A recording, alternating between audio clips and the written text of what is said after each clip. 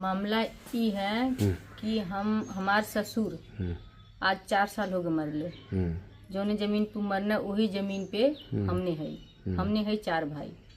चारों भाई के बंटवारा हो गया। जौन हमरे हिस्सा में आइल बा ओमे हम अपन दूठ मकान और दीवार चला के बाथरूम नहाए वाला सब बना के रहीला। जो कि त्रियोगी यादव पुत्र उनका राजू हमेशा 4-5 गुंडन के लेके जाना, उल्टा सीधा बात करना, मारने के जान से मारने की धमकी देना। और प्रशासन भी एक जिम्मेदार है। प्रशासन भी वहाँ जाता है, हमको धमकाता है, बोलता है खाली करो, तुम्हारा यहाँ है क्या। और लेखपाल बोलते तुम्हारा यहाँ है क्या, तुम्हारा कुछ नहीं है, यहाँ से तुम चली जाओ। जब भी जाते हैं हमको डरवाते धमकाते हैं। अगर मुझे कुछ भी हुआ इसका जिम्मेदार प्रशासन पुलिस होगी। वो लोग हमेशा जान से मारने की धमकी दिए, हमारा एक्सीडेंट भी किए हैं, हमारे गाड़ी भी खराब हुई है क्योंकि हमारा आदमी बाहर रहता है, हम अकेले यहाँ रहते हैं और हमारे आगे पीछे कोई है नहीं। अकेले औरत जान के जब भी होता है 4-5 गुंडन भुइयार को लेके आते हैं, मारते हैं, गाली बकते हैं, उल्टा सीधा बोलते हैं। और डरन मैं अपने मायके में रहती हूँ, ससुराल में मैं रह नहीं रही हूँ। और अधिकारी लोग जाते हैं वहाँ उल्टा सीधा बोल के मुझे आते हैं, धमकाते हैं, बोलते तुम्हारा है क्या, वहाँ कुछ है हमारा है नहीं, ऐसा ही लोग बोलते हैं। कौन अधिकारी गए थे? हमारे लेखपाल गए थे और क्या ना लेखपाल गए थे, तहसीलदार भी गए थे, SDM सर गए थे। हमेशा 4-5 लोग। कल मैं गई थी लेखपाल से मिली, लेखपाल बोला 4-5 बार हम लोग जा चुके हैं, तुम्हारा वहाँ है क्या, वहाँ तुम्हारा कुछ भी नहीं, वहाँ से चली जाओ। हमेशा हमको धमकाया जा रहा है। तो जिस पे आप घर बनवा के रह रहे हो कैसी भूमि है? वहाँ पर वो सब बंजर की ज़मीन है, वहाँ बहुत लोग रह रहे हैं। सरकारी ज़मीन है, सरकारी ज़मीन में बहुत सब लोग रह रहे हैं। वो क्या नाम है उसको बोलते हैं, आबादी की ज़मीन सबकी है, सब रह रहे हैं वहाँ पर। हाँ। तो आपको कैसे ये ज़मीन मिली? हमको हमारा ससुर वहाँ रह रहे थे। हाँ, शुरू से 3 साल से ससुर हमारे आजा बाबा रह रहे थे, हमारे ससुर भी रह रहे थे, इसकी वजह से हम भी वहीं रह रहे हैं। 3 साल से कि 3 पुश्त से रह रहे हैं। हमारे आजा भी वहीं रहे मरे, हमारे ससुर भी वहीं मरे, हम लोग की भी जीवन वहीं बीत रही है। 3 पुश्त हो गया और हमारे अब औलाद का 4था पुश्त चल रहा है। तो ये ज़मीन बंटवारे में मिली थी? हाँ, वो हमको ज़मीन बंटवारे में मिली थी, मगर 10 साल हम उस पर दीवानी लड़े थे, तब जाके वो हमको मिली थी।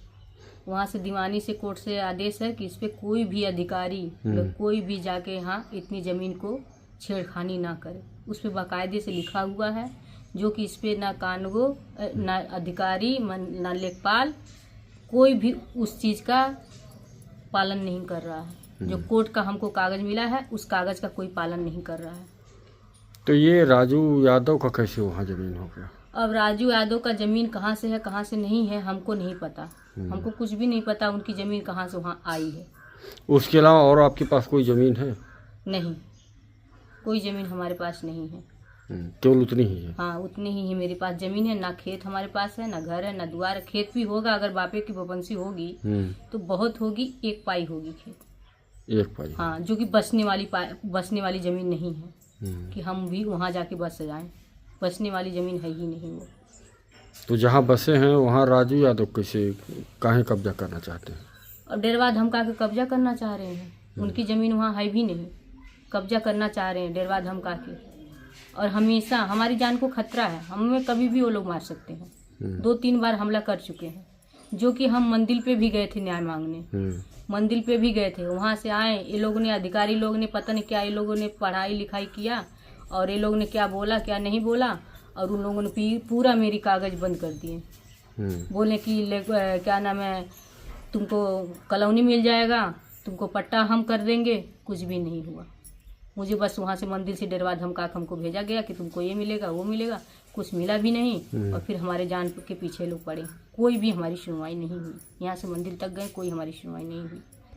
हम बहुत परेशान हैं, क्योंकि हमारी तबीयत भी ख़राब है, हम शुगर के मरीज भी हैं, हमको BP भी है। हमको ये लोग मतलब हमारे जान पे एकदम खतरा है।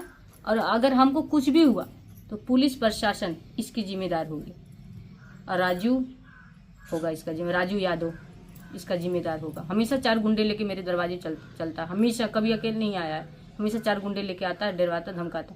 मैं डर से अपने मायके में रह रही हूँ। मैं कभी वहाँ जा नहीं पा रही हूँ। जब भी जाती हूँ जानता है कि मैं आ रही हूँ, बस तुरंत 4 गुंडे लेके आ जाता है। मेरी जान को खतरा है और इसका पुलिस और प्रशासन दोनों जिम्मेदार होंगे।